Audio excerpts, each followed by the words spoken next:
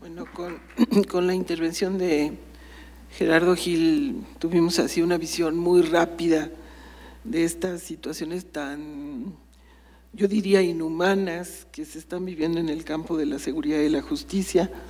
El tema de reclusorios es inacabable, el tema de las poblaciones migrantes que sufren graves discriminaciones y el tema de las comunidades indígenas alejadas y con una carencia total de servicios, no solo de salud, de educación, sino también de seguridad, que las hace armarse ellas mismas para defenderse. Es la experiencia de la Comisión Nacional de Derechos Humanos, ¿no?, en una cápsula pequeñita. Muchas gracias. Entonces, ahora pasamos con Marcela Eternó Aramburu. Ella trabajó por casi 30 años en el Instituto Nacional de Estadística y Geografía, INEGI, que yo lamento que la hayan perdido, porque es una estrella del campo de la producción estadística, desempeñando diferentes puestos como directora general adjunta de Asistencia Técnica del Subsistema Nacional de Información Demográfica y Social, directora general adjunta de Estadística Sociodemográfica y directora general de Estadística. Es especialista en estadísticas de género, una de las grandes contribuyentes en esta materia en este país desde hace muchos años, y en análisis sociodemográfico. Pertenece a diversas asociaciones profesionales y es autora de varios artículos y ensayos y coautora de 5 libros y ha colaborado en más de 150 publicaciones del INEGI. Ha impartido cursos y conferencias tanto en México como en otros países. Actualmente se desempeña como secretaria ejecutiva del Instituto Nacional de las Mujeres. Es la segunda posición dentro del instituto. Gracias, Marcela. Adelante. Muchas gracias, pues como siempre es un gusto y un privilegio estar aquí.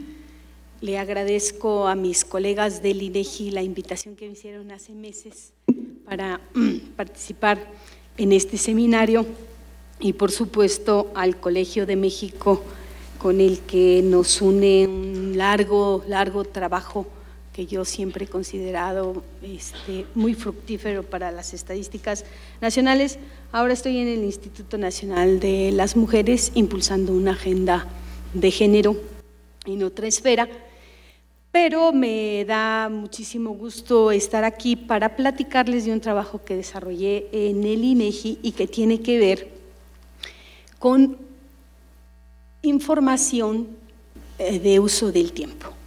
La encuesta nacional de uso del tiempo del 2009 marcó un parteaguas en la producción de la información.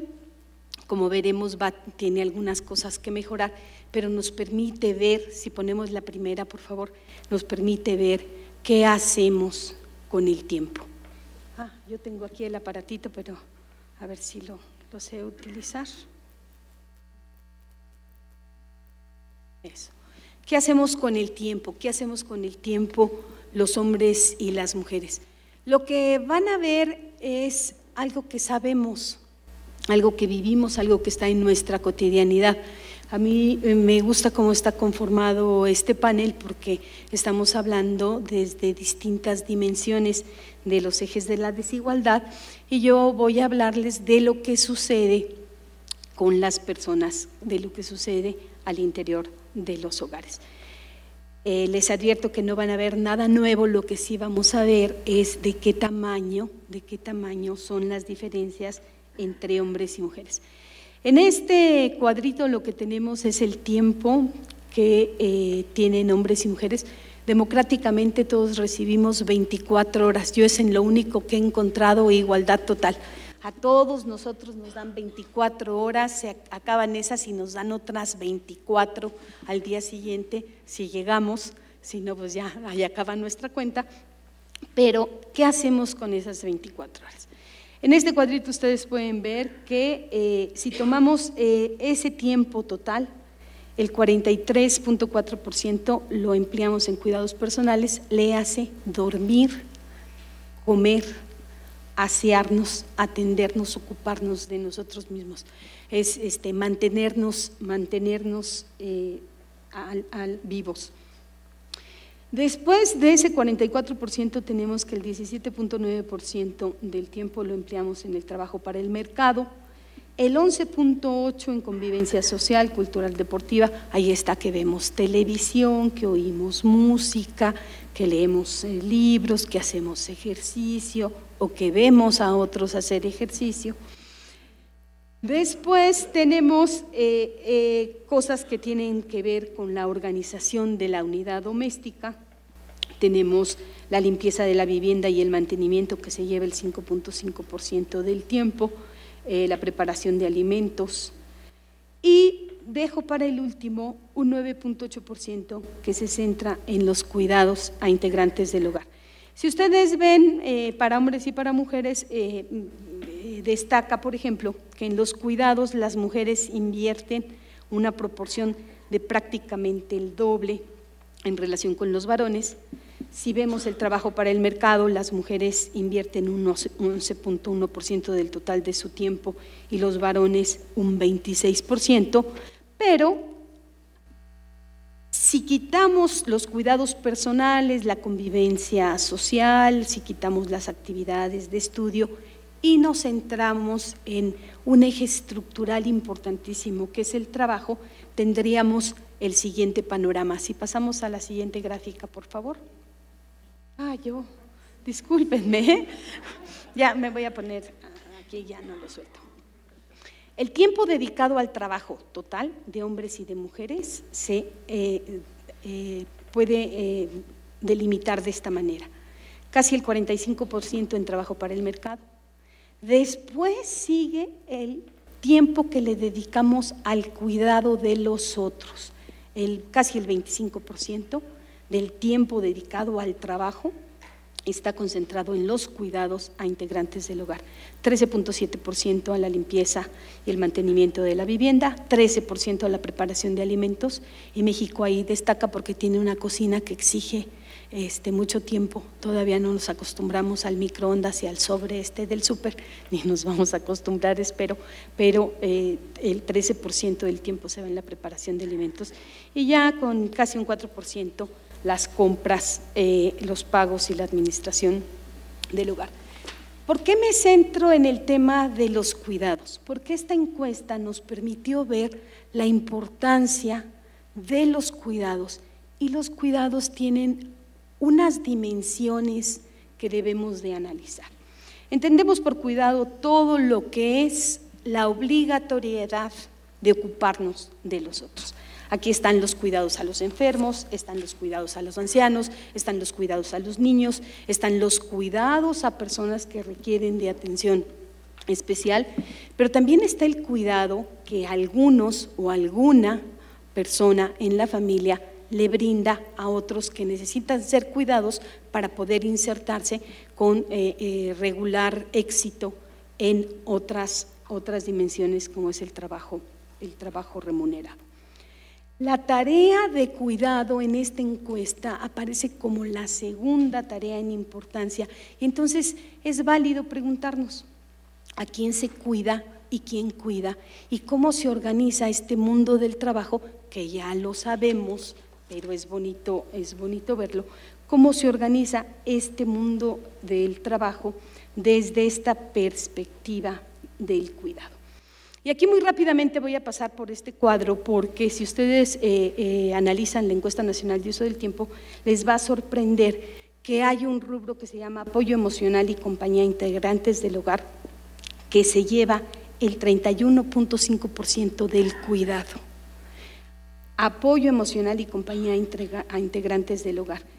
Si ven esta primera columna de este cuadro, se dan cuenta. En el apoyo y cuidado a integrantes del hogar menores de 15 años, es decir, el cuidado que demandan los niños, que demandan en niños y adolescentes, es el 35%. Y después apareció el apoyo emocional y compañía a integrantes del hogar. Como estamos en este foro y como la información es preocupación de todos porque es un insumo para entender la realidad, yo quise destacar este tiempo destinado a los cuidados y decirles que el INEGI tiene que revisar la captación del apoyo emocional porque en la manera en la que indaga sobre el apoyo emocional, mete, consoló, aconsejó, conversó con algún integrante del hogar. Y qué bueno que los varones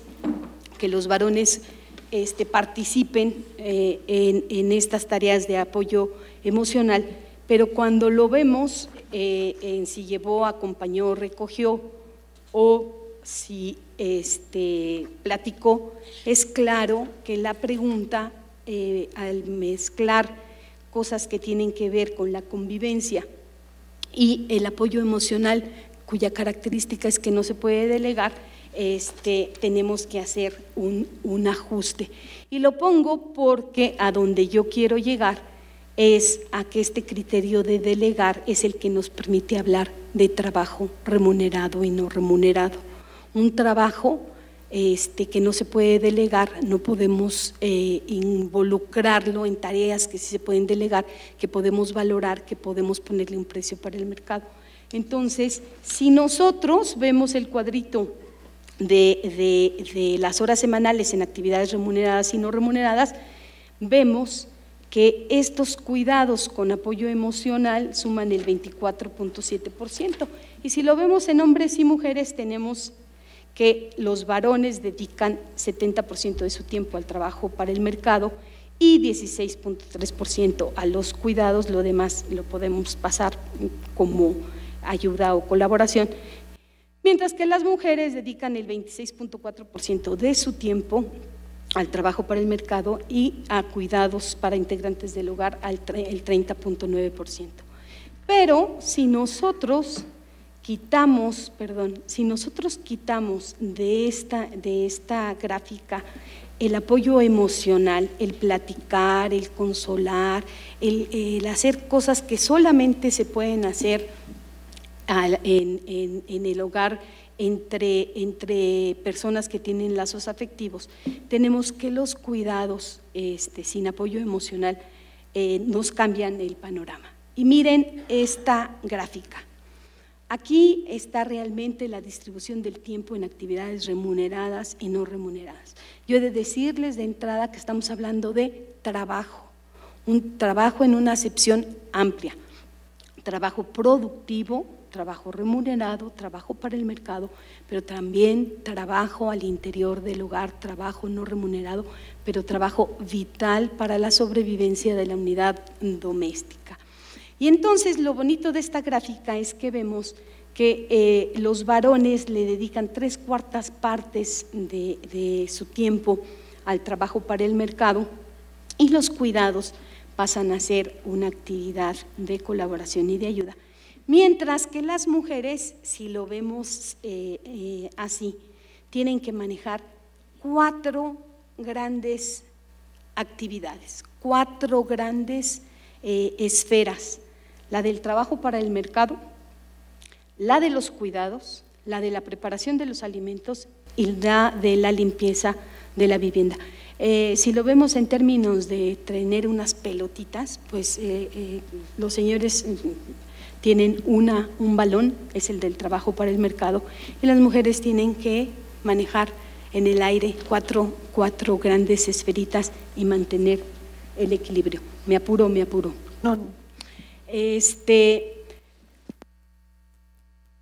Esto es importante porque el tema del cuidado habla de cierta obligatoriedad y es más bien una obligatoriedad moral, un rol histórico, un compromiso tradicional, una división sexual del trabajo de todos conocidos, pero que implica que no podemos abandonar ese rol de cuidadores. Aquí lo que tenemos es a la población sujeta de atención y cuidado por sexo. Hay muchas personas a las cuales cuidar, pero si ustedes ven en estas gráficas, vamos a ver que independientemente de cuántos cuidadores tengamos, aquí vemos que hay 13.3 millones de cuidadores varones y 21.5 millones de cuidadoras mujeres, pero los tiempos son importantes. No solamente es la población que cuida, sino el tiempo que se dedica, el tiempo que dedicamos al cuidado. Es casi 70% de mujeres que cuidan, dedican el tiempo de cuidados que ellas invierten, es el 82.5% del tiempo de cuidados totales. Y no importa a quién cuidemos, si a los menores, aquí lo pueden ver, si a las personas con limitaciones serias, físicas y mentales, si a los adultos mayores, si a los enfermos en el hogar, si a los discapacitados. Es impresionante el tiempo que se llevan estos cuidados. En los hogares familiares, dejé fuera los hogares no familiares porque, como ustedes bien saben, los hogares no familiares son hogares unipersonales que también son objeto de cuidados, y también las personas que forman un hogar unipersonal cuidan a otros. Es el caso de las abuelas, es el caso de las tías. Me centré en los hogares familiares y les quiero mostrar nada más dos cosas. Este cuadrito nos habla del promedio de horas que requiere cada hogar. Y ustedes ahí pueden ver que cifras más, cifras menos, en el total de los hogares familiares se requiere una jornada completa de trabajo para el mercado para hacer nada más las tareas de cuidado. 43.5 horas, con diferencias explicables. El hogar monoparental pues dedica casi 30 horas a los cuidados a la semana, y se explica porque en ese hogar monoparental seguramente se está combinando un rol productivo-reproductivo y de cuidados. Pero vean los hogares extensos, los hogares de núcleo completo con 56.4 horas y los de núcleo incompleto con 48.4 horas. Las horas por cuidador, si se tiene la suerte de tener a alguien que comparta las tareas del cuidado, pues son prácticamente, estamos alrededor de las 25 horas por semana, y ahí tenemos el promedio de cuidadores por hogar. Y aquí lo podemos ver por sexo. No me entretengo más en el diagnóstico, sí les quiero decir que esto de ver tan claramente lo de los cuidados, sí lo vemos por parentesco, sí lo vemos. Las hijas tienen cargas de cuidados mucho más grandes que los hijos, a pesar de que estamos hablando de hijas e hijos que asisten a la escuela, de hijos e hijas que tienen que son hijos de familia que comparten esta estructura o nuclear o hogares monoparentales. Siempre las cargas están sobre las mujeres. ¿De qué estamos hablando en términos de recomendaciones? Primero, hay que hablar siempre de trabajo remunerado y no remunerado. Segundo, el trabajo no remunerado requiere de muchísimo más análisis, de profundizar en esta combinación de los roles. Se ha hablado mucho de la doble, de la triple jornada, no vamos a abundar en eso, pero yo sí quiero resaltar que el hecho, fíjense, uno puede cocinar a cualquier hora, puede limpiar y planchar a las 3 de la mañana, pero los cuidados tienen el horario que impone aquel a quien se le cuida. Las escuelas que cierran que sacan a los niños a las 12:30 obligan a que alguien vaya a recogerlos, que alguien esté en la casa. Aquí no voy a hablar de todo lo que puede pasar cuando no hay un cuidador en la casa, cuando alguien no está al pendiente de. Y si pagamos a un cuidador en un banco, ¿por qué no pensamos que el cuidado que se brinda en los propios hogares tiene la misma obligatoriedad de estar? Y eso explica en mucho esta especie de confinamiento que viven algunas mujeres que no pueden optar por otras opciones, ni educativas ni laborales, considerando la obligatoriedad de los cuidados. Entonces, en la valoración del trabajo no remunerado, convendría que cuando se hace la cuenta satélite del trabajo no remunerado, no se deje de lado el trabajo del cuidado pensando que no tiene un valor porque se puede hacer mientras se hacen otras cosas. Pero lo que no se puede hacer es hacer otras cosas y descuidar las tareas del cuidado. Entonces, esa valoración del trabajo no remunerado debe de no excluir el trabajo de los cuidados.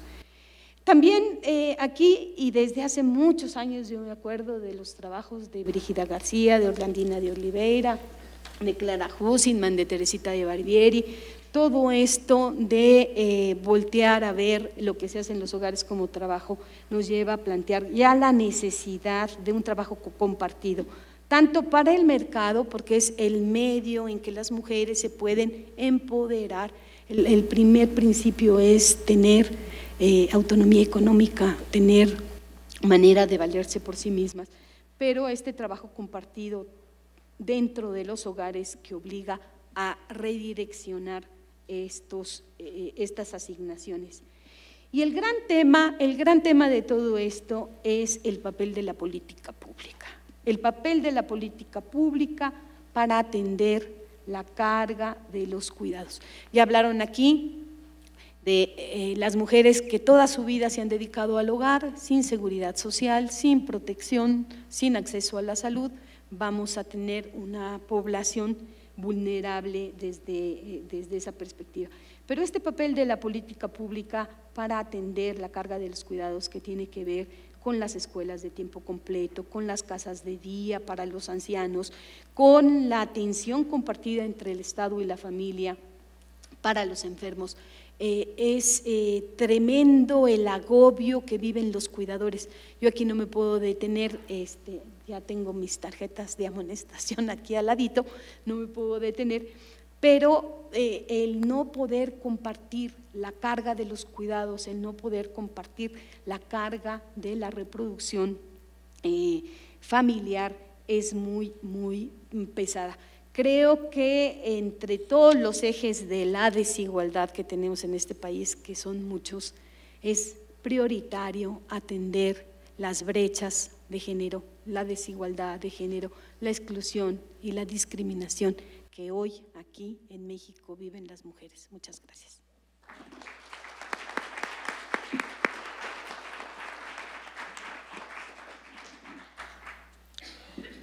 Bueno, un tema que está siendo muy prioritario en la agenda de las mujeres es este tema de la distribución de las cargas del trabajo de cuidado y las problemáticas que están surgiendo por transformaciones fundamentales en las familias y por, yo diría, una política salarial lamentable que está obligando cada vez a un mayor número de miembros de las familias a ingresar al trabajo por pago, que está llevando a que ese trabajo del cuidado, que es un trabajo de inversión de capital en los seres humanos, es el que construye seres humanos, sea un trabajo que crecientemente se está descuidando por no llegar a acuerdos de mejor distribución y por la ausencia de políticas públicas que lo apoyen.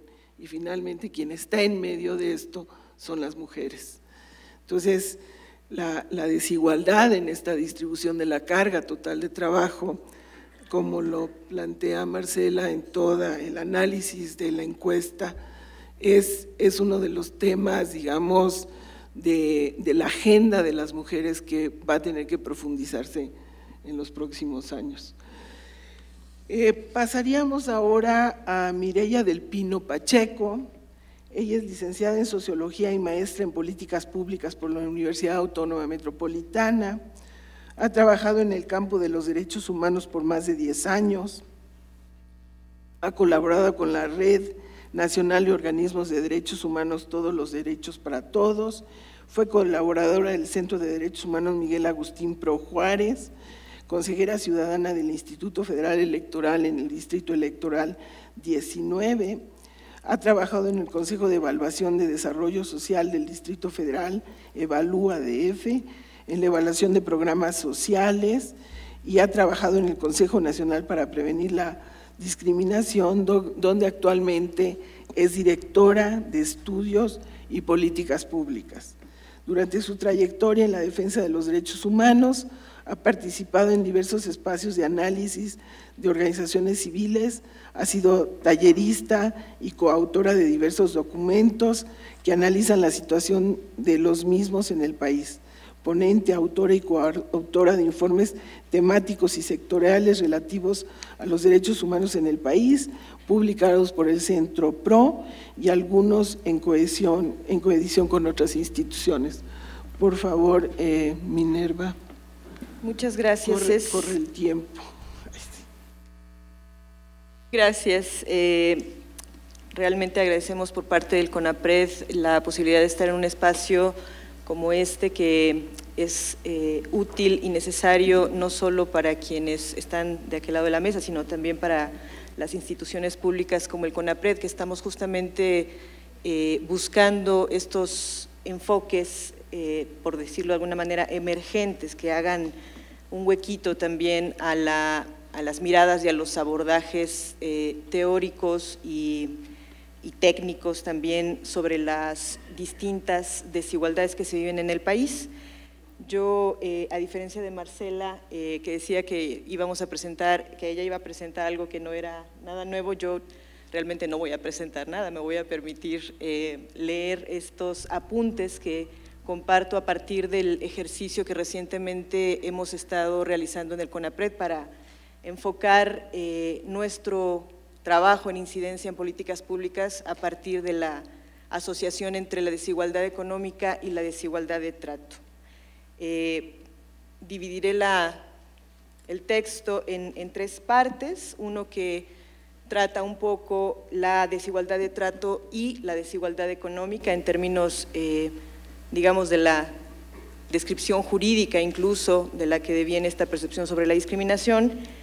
La segunda parte sería sobre la desigualdad y la discriminación en México, y un tercer momento sería un poco este planteamiento del necesario para el CONAPRED de comenzar a medir la discriminación o la desigualdad de trato.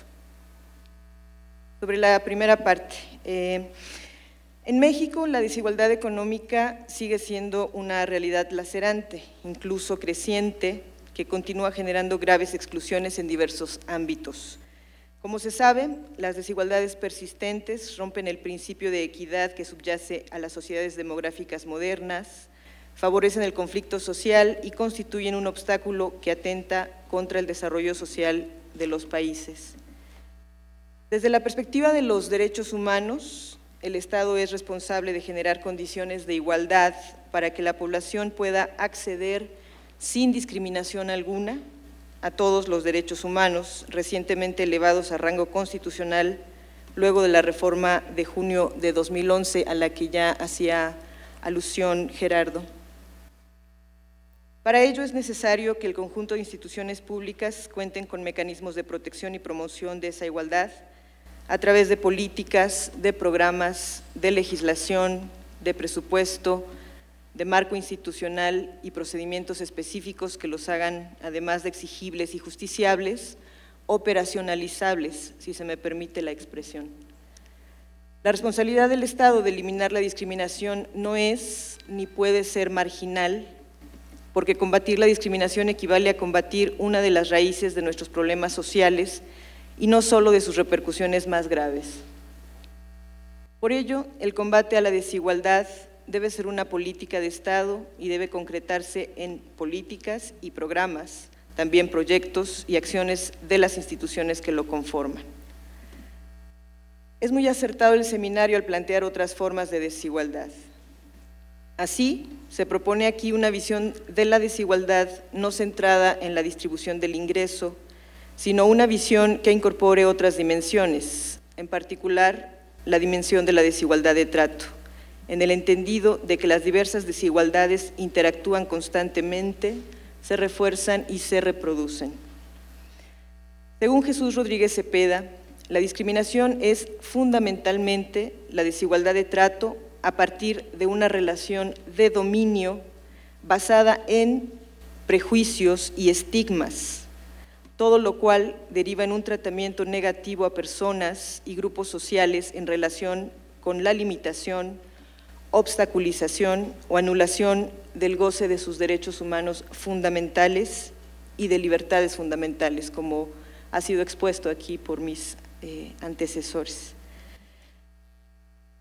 Tal como se revela claramente en el reporte sobre la discriminación en México 2012, recientemente publicado por el Centro de Investigación y Docencia Económicas y el CONAPRED, la desigualdad de trato frecuentemente se enlaza con la desigualdad económica, provocando la desigualdad social, o lo que en términos weberianos se le llama el cierre social,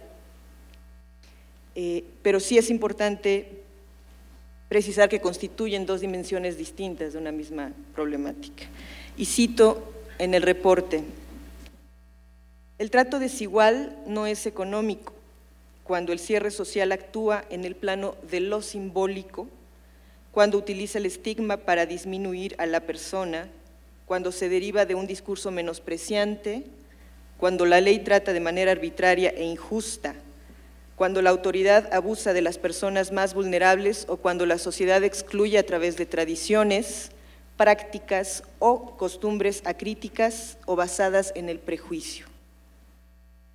De su lado, la desigualdad económica encuentra su origen en la asimetría de la riqueza y sobre todo a partir de la diferencia en el ingreso que perciben las personas o los grupos humanos. Si se quiere medir el nivel de desigualdad económica, puede recurrirse sin riesgo a indicadores cuantitativos generalmente relacionados con el dinero. En cambio, a la hora de mesurar la desigualdad de trato, los aspectos más incisivos necesitan de un método distinto, relacionado con la aproximación cultural y por tanto con ciencias tales como la antropología, la sociología, la psicología o el derecho. La distinción que se hace entre ambas desigualdades es necesaria porque, para estudiar sus fuentes, deben aplicarse mapas de conocimiento que son también distintos. Termina la cita del reporte.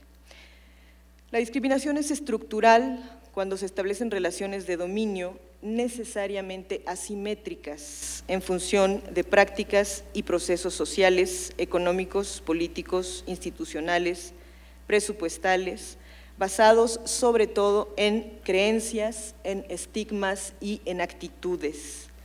Actitudes que son de dominación y que determinan por la vía de los hechos la garantía o no de los derechos políticos, económicos, civiles, sociales, culturales, para personas que pertenecen a distintos grupos poblacionales, como ya se ha visto aquí, personas indígenas, adultas mayores, personas con discapacidad, jóvenes de estratos sociales bajos, personas con determinadas características fenotípicas, afrodescendientes o incluso trabajadoras del hogar, por citar solo algunos. Esta discriminación estructural, como decía, cobra realidad en las instituciones y en las relaciones sociales. Investigar la desigualdad implica en un Estado democrático profundizar en el conocimiento de la desigualdad de trato, que es sinónimo de discriminación, para contar con estrategias integrales que posibiliten mejorar las condiciones de vida de la población en el país. Generar políticas de y para la igualdad es imperativo porque la discriminación incide directamente en las dificultades que las personas tienen para acceder a bienes, a servicios y derechos, como lo son la salud, la nutrición, la justicia, la educación e incluso el financiamiento para poder adquirir bienes y servicios. Esto implica asumir que la discriminación, entendida como desigualdad de trato, es un fenómeno estructural y que es un factor que, junto con la desigualdad económica, agudiza la desigualdad social. Solo desde esta perspectiva es posible definir una política y una acción de Estado para prevenirla, reducirla y erradicarla. A partir del proceso de democratización en México, el Estado ha reconocido la existencia de la desigualdad de trato en nuestro país, negada sistemáticamente en décadas pasadas. Este primer paso dio como resultado la creación de un marco jurídico que actualmente favorece la protección del derecho a la no discriminación, así como la creación de instituciones y programas diversos de protección a sujetos específicos de la población que han sido históricamente discriminados. Sin embargo, aún estamos iniciando la incorporación de la perspectiva por la igualdad real, de facto, y el combate a la discriminación en las estrategias de política pública de las instituciones del Estado mexicano. Sobre la relación de desigualdad y la discriminación en México.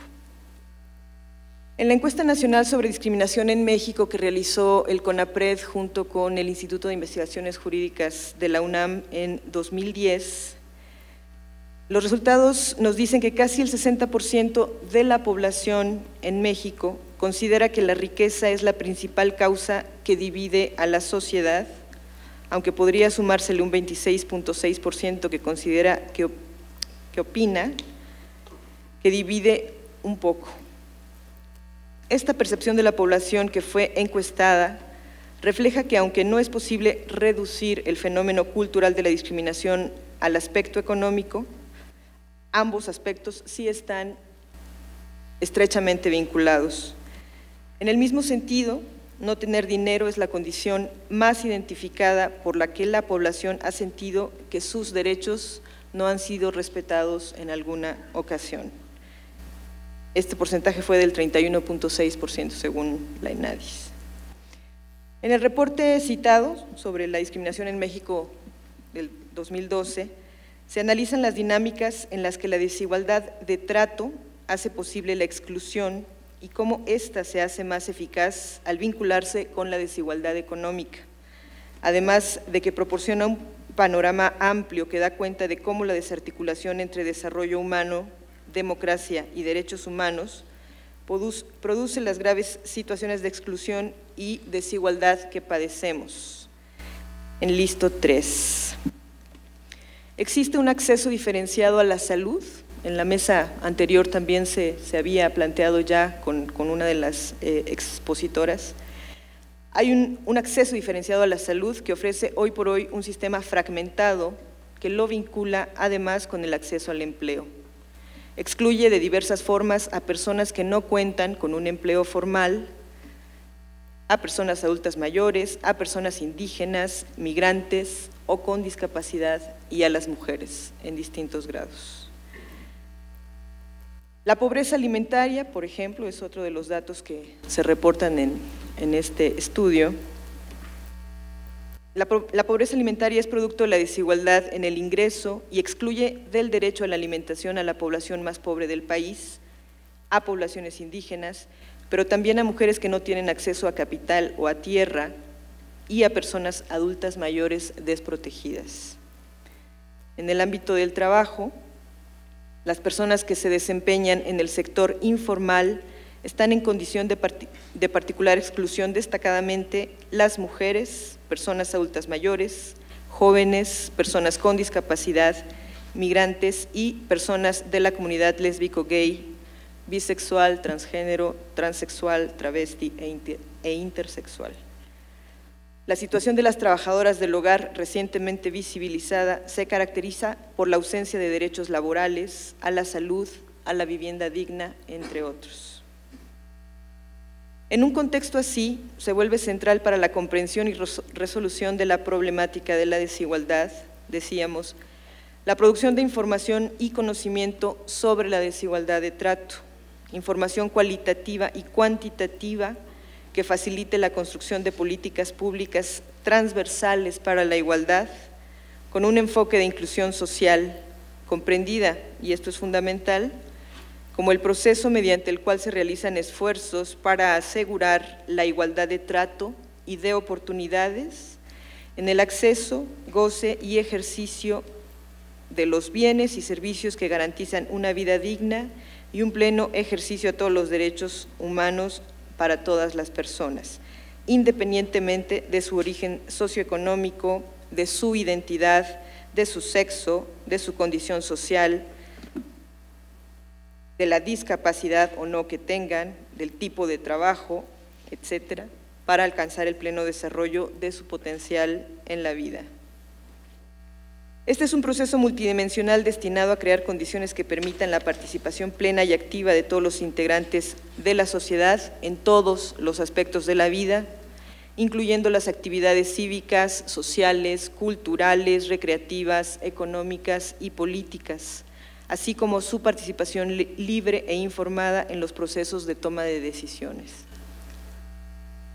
Sobre el tercer punto, la medición de la discriminación. El CONAPRED ha realizado 2 encuestas sobre la percepción de la población acerca de la discriminación, la que les comentaba, la ENADIS sobre discriminación, en 2005 y 2010, y numerosos estudios para conocer las dinámicas de la discriminación y las formas en las que afectan a distintos grupos sociales.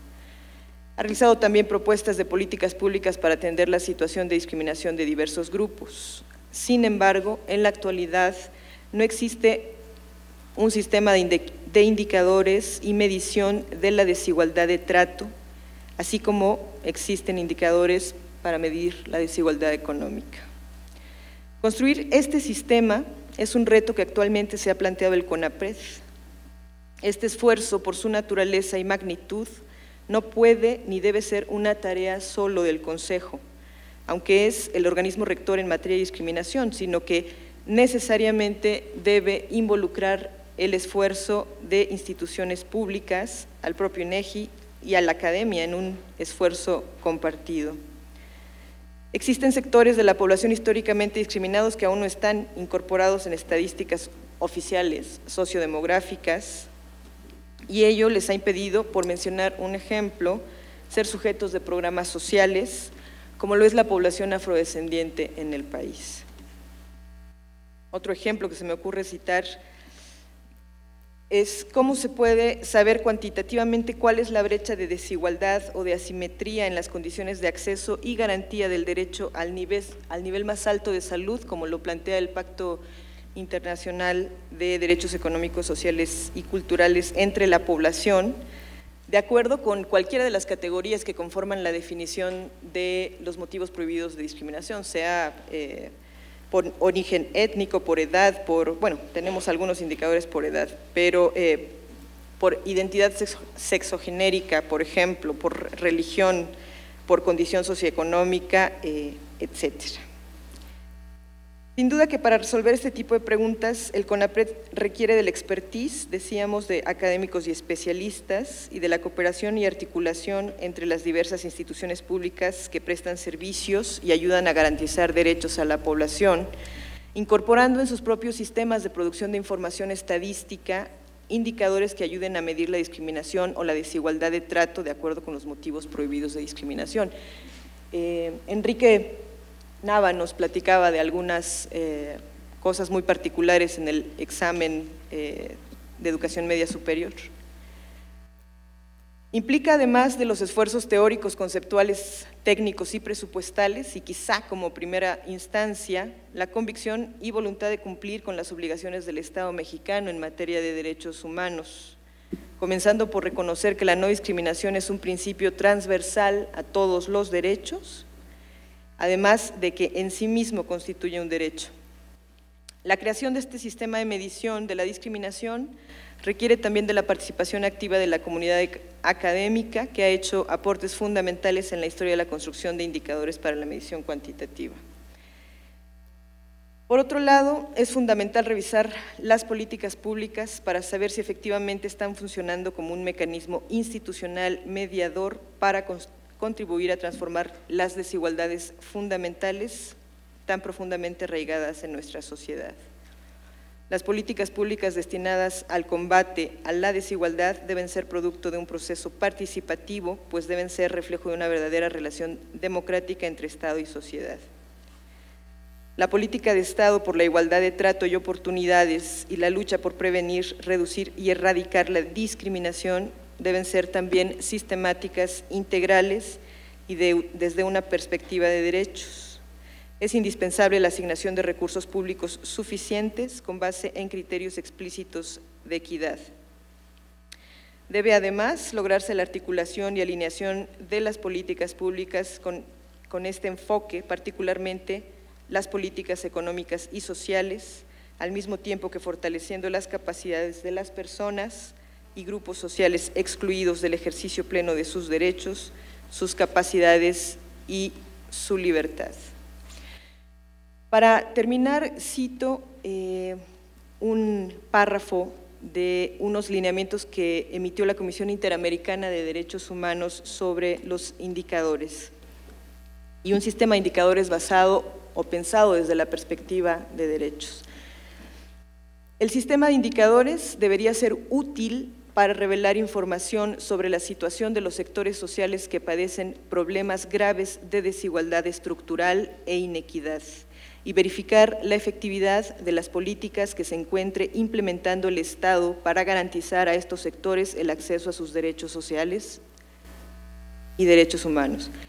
También debería brindar información que permita identificar los recursos sociales e institucionales que en cada estado se encuentran disponibles para que una persona individual pueda remediar problemas específicos de discriminación en el ejercicio de sus derechos. Muchas gracias.